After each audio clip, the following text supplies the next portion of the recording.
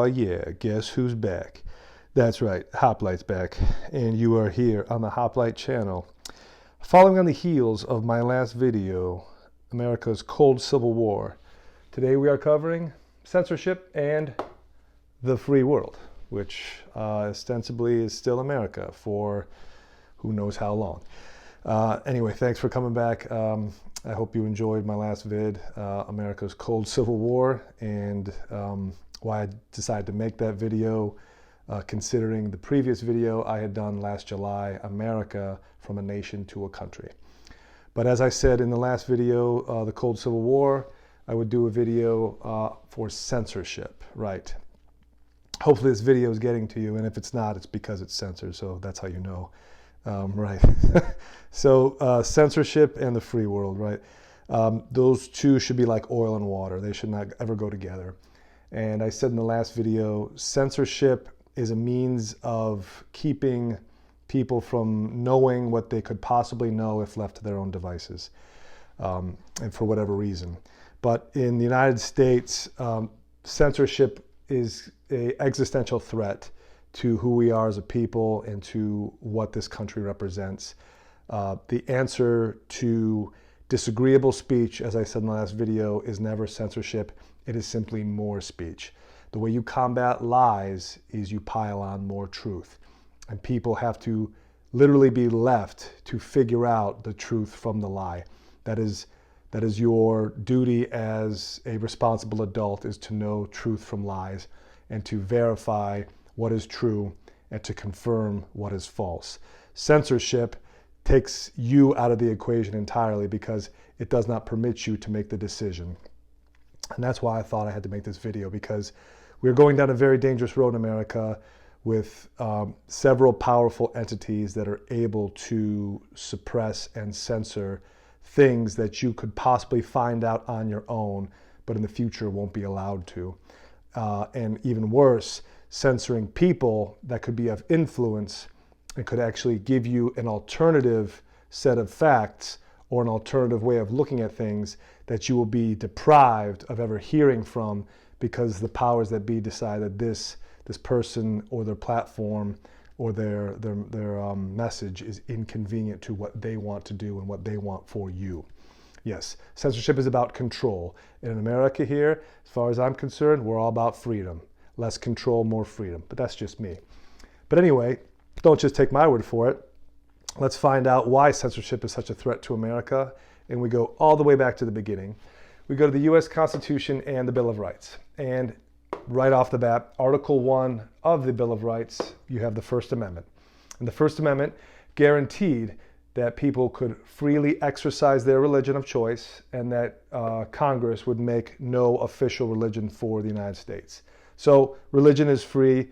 You can practice what you want, or you don't have to practice anything. It's up to you. That's freedom. You have the right to peaceably assemble, right? Peaceably assemble. Peaceably assemble. That's your right. You do not have a right to riot. You do not have a right to move a mob, to loot, to assault, to burn things down. Peaceable assembly. And of course, while we're all here, the U.S. Constitution, the Bill of Rights, provides that the people have a right to free speech and freedom of the press. And lastly, they have a right to petition their government for redress of grievances. And every single article or amendment to the Bill of Rights, amendment to the Constitution codified in the Bill of Rights, begins with "Congress shall make no law." Okay, so understand this to mean that you have these rights inherently. These rights are yours, given to you by the Creator, by God, or by nature, if you don't believe in a Creator, and that they are of no man's domain to take away from you. These are bestowed upon you as a human being living in the United States, and that Congress shall make no law prohibiting the free exercise thereof, which would be these rights. But the bigger question today is, we're not so much concerned with Congress, and I misspelled Congress. That's hilarious. There you go. Congress. Of all the words. Okay, so the bigger issue here, though, is not Congress passing a law. It's what if private business colludes to restrict or censor this, which would be your freedom of speech and the freedom of the press. Dangerous, dangerous stuff. But I think we are now moving into this era of American history where this is 100% real. And before we proceed with a little historical lesson, what is censorship? Well, a little note here, and according to the Oxford English Dictionary, censorship is the suppression or prohibition of any parts of books, films, news, etc. that are considered obscene, politically unacceptable, or a threat to security. Right, so ask 4 lawyers what the word obscene means, and you probably get 5 different definitions. And a threat to security, again, very subjective.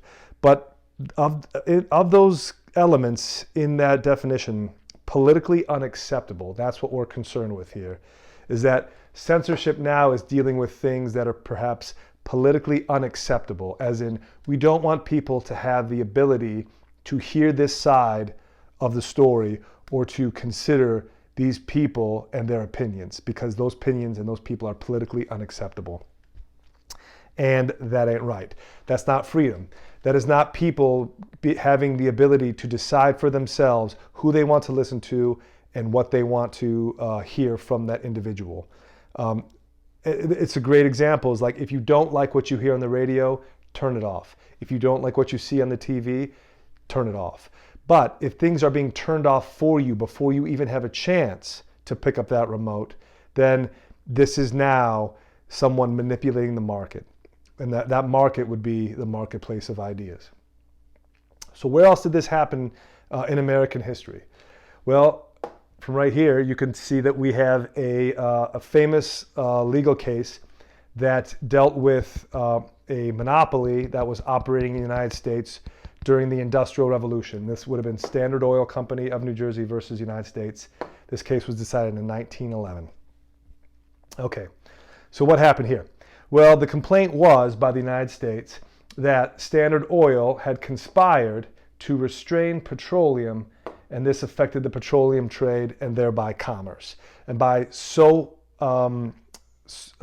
restricting the petroleum trade so much, it affected the U.S.'s commerce to the detriment of everyone, in a sense that this company cannot be permitted to continue its business practices because it represents such a massive threat to the United States, because at this time, and you could argue today, petroleum, oil, gasoline, that's the lifeblood of America. That is what drives the engine of the American capitalist model. Well, what does Standard Oil say? Well, we're just a good business. And because we have good business management, we created a natural monopoly. And there is nothing illegal or immoral about a natural monopoly. If you make the best product or you provide the best service and everybody wants to come and get what you're selling, that's just the way it goes. So witnesses were called. I believe John D. Rockefeller, who was in charge of Standard Oil, he came to testify himself, and the court didn't buy it. And they found that Standard Oil had violated the Sherman Act.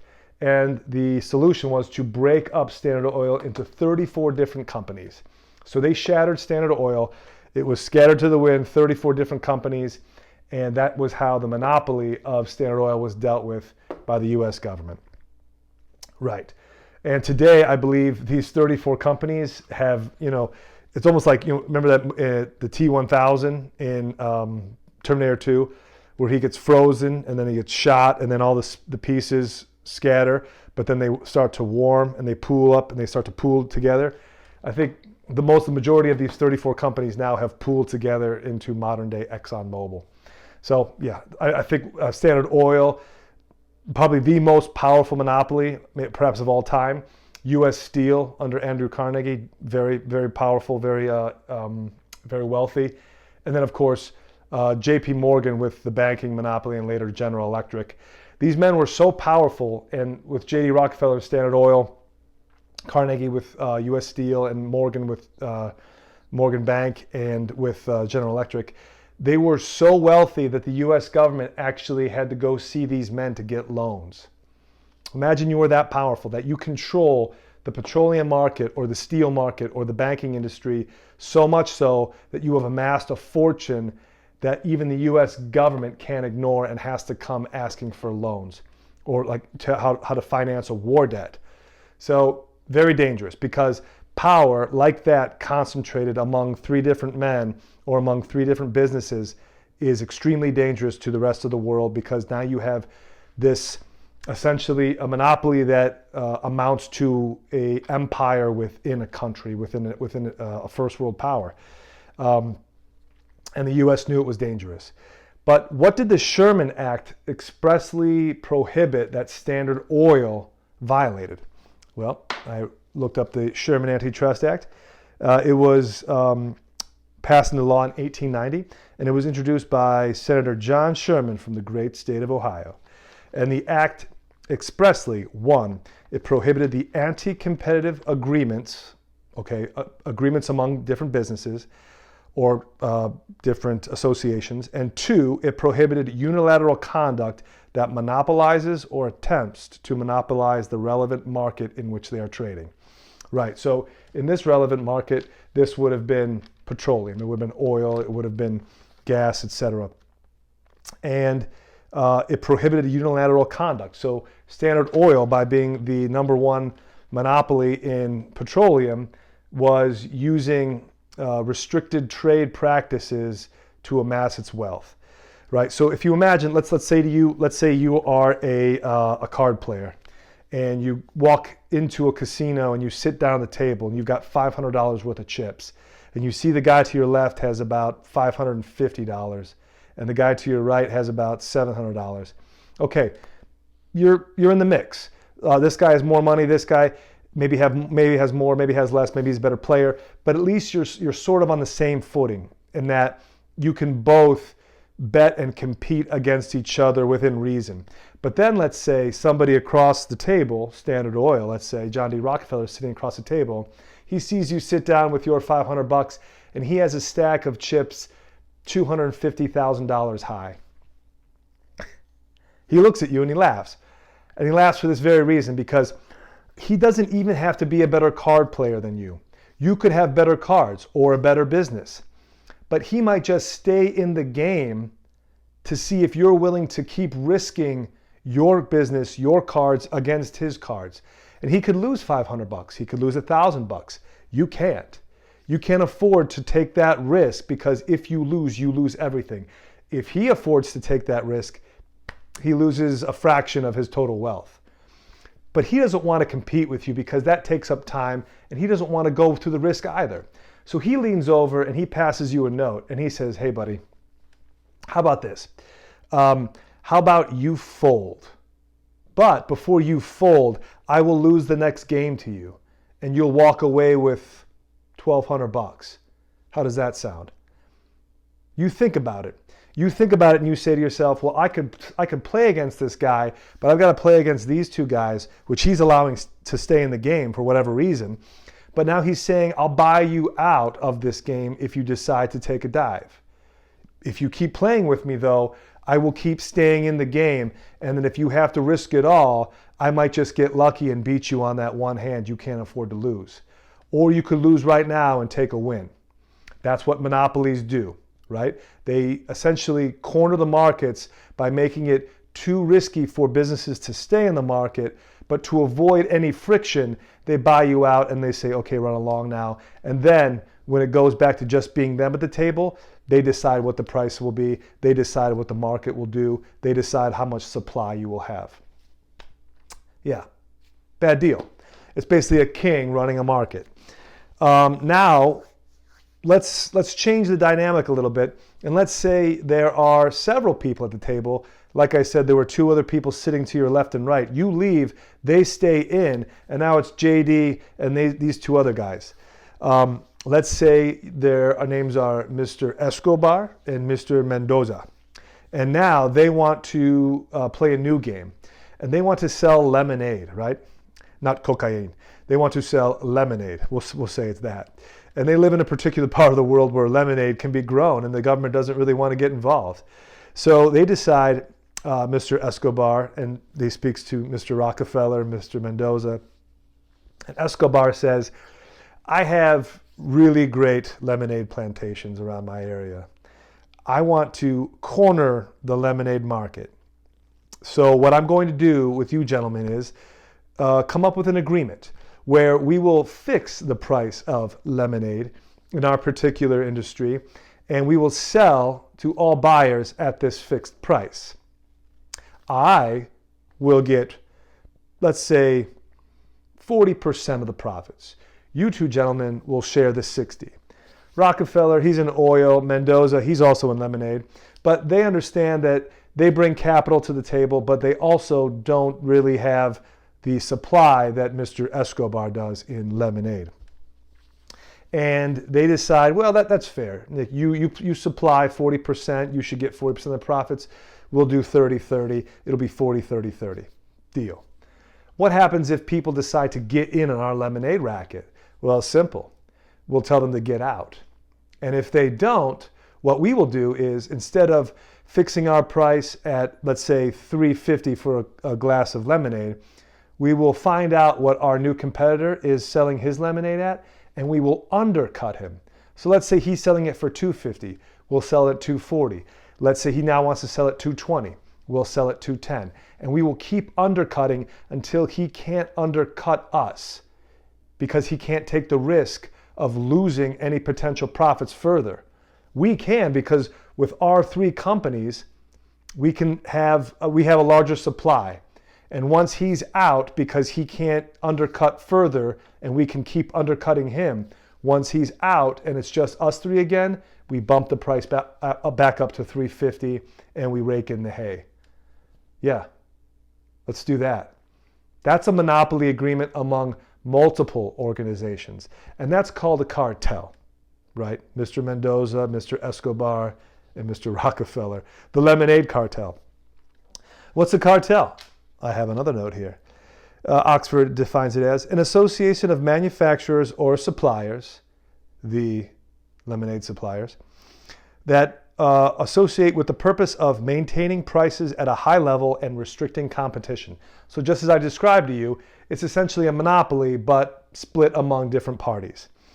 Historically, the definition reflects that it was a coalition or cooperative arrangement between political parties intended to promote a mutual interest.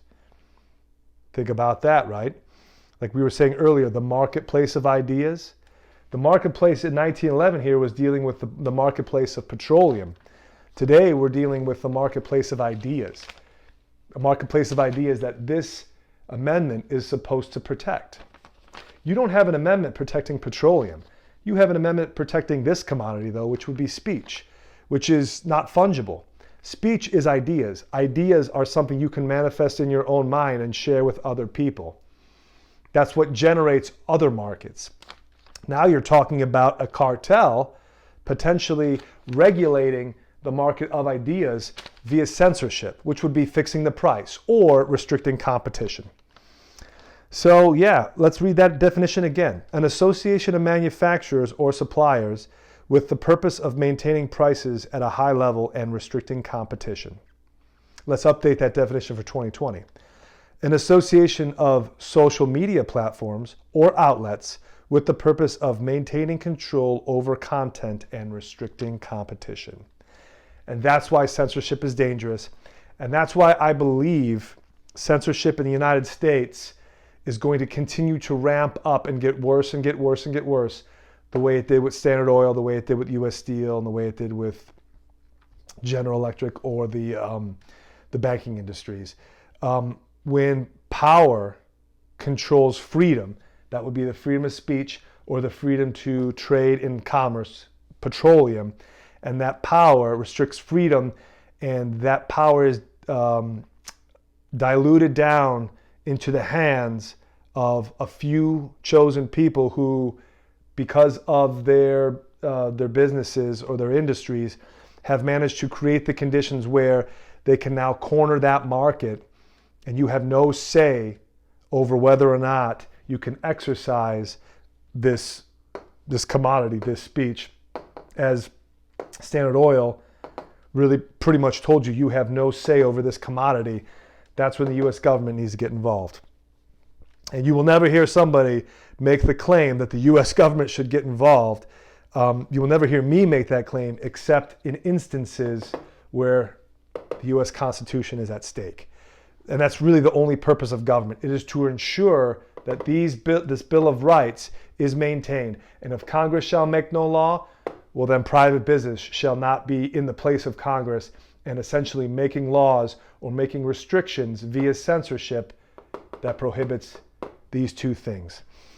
And that's the problem, is we are probably dealing now with a cartel system, right? As my example was lemonade, but you could substitute anything in there. You know, pork bellies, frozen orange juice, speech, the right to go online and to speak freely. As long as it's not violating any particular law, the right to speak freely can be considered its own commodity. In fact, it probably could be considered the most expensive commodity because there is no substitute for it. There is nothing you can give somebody that would suffice to replace their freedom of free expression. It's that serious. And yeah, that's why censorship in America is going to exacerbate this cold civil war. And I looked up on Google, are cartels illegal? And the first entry with a picture said virtually all cartels, no matter what business or marketplace they're involved in, are considered illegal by U.S. law. Yeah, and that's correct. They should be considered as illegal as monopolies. And I believe the road going forward needs to resemble something like this. History doesn't repeat, but it sure does rhyme. And this is the rhyme I think that needs to be followed. Otherwise, you will see more restriction. You will see more marketplaces iced out of the speech game. And social media will be the new frontier, as petroleum was during the Industrial Revolution. And when people got fed up enough with what was going on, the U.S. government had to act. Otherwise, this doesn't mean anything. It's not worth the paper it's printed on. All right, folks. I appreciate your attention during that rant. I'm going to call it a rant. That was kind of a rant. But I think it needed to be said. I hope a lot of people are thinking along these lines. This is how people should be thinking. You know, historical precedent does exist for this. Yeah, it's not petroleum, it's not steel, it's not electricity, but it's something more important. It's speech. And if speech is considered valuable, then it should be fought for. And they would not be trying to restrict something if this had no value. This has value. That's why they wanted to restrict it, and that's why they wanted to corner it. Speech has value, and you see that there are big tech platforms looking to restrict and to monopolize speech, because you better believe they think it has value, and they wouldn't be bothering with it if they thought otherwise. All right. Once again, this is the Hoplite channel. You have watched the video Censorship and the Free World. This is where I think we are moving towards. And in my video, the Cold Civil War, the question was, will it go hot? And my answer to that is probably. But if something like this were to happen, that would probably change the tide. That would flip the table, and that would cool things off, because people could once again believe that the U.S. government is back to doing something right for a change, and that this still matters. But it will go hot if something like this doesn't intervene and protect Americans' right to speak freely and to consume what media they choose to consume, so long as said media is not illegal, right? I think that's what has to happen. Otherwise, we are going hot, and it's going to get worse before it gets better. And I think this is what could possibly make it better. Anyway, if you're liking this topic, give it a thumbs up. If you think other people could derive some value from it, feel free to share it or leave a comment. And yeah, we will see you back here for the next one. I think I will continue along these lines because it's on everyone's minds, as it should be. But once again, thanks for tuning in, and take it easy.